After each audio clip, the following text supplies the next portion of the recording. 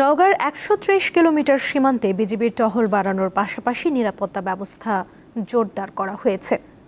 ভারতের সীমান্তরক্ষী বাহিনীর অবৈধ পুশিন ঠেকাতে জেলার ১৪ ও ১৬ বিজিবি ব্যাটালিয়নের পক্ষ থেকে অতিরিক্ত সদস্য মোতায়েনের পাশাপাশি সতর্ক অবস্থানে রয়েছেন স্থানীয় বাসিন্দারা।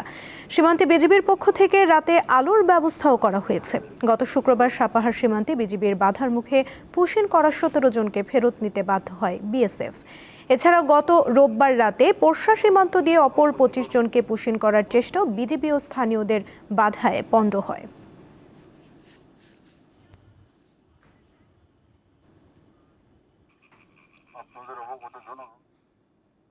এদিকে চুয়াডাঙ্গার সীমান্ত জুড়ে বিজিবির নজরদারি অব্যাহত রয়েছে।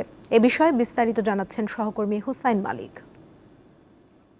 পুশিনের ঘটনা নিয়ে সারা দেশের সীমান্ত জুড়েই আসলে একটু উদ্বেগ দেখা দিয়েছে।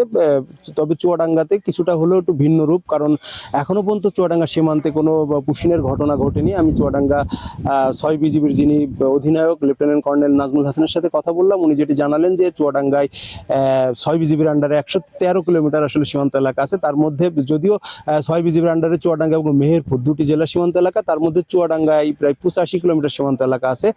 বিজিবি থেকে আরো জানানো হলো যে সীমান্ত এলাকা থেকে শুধু পুশিনের ঘটনা না, মাদক চোরাচালান যে কোনো অবৈধ কোনো প্রবেশই আসলে বাংলাদেশে করতে দেওয়া হবে না। অবৈধ যে কোনো কিছু বাংলাদেশে প্রবেশ করতে হলেও তারা আসলে বিজিবি প্রতিরোধ করবে এবং তারা সতর্ক অবস্থায় আছে। চুয়াডাঙ্গা জেলার দামোদর উপজেলার দর্শনার ৭৬ নম্বর মেইন পিলার যে সীমান্ত, সেখান থেকে এই ছিল সর্বশেষ।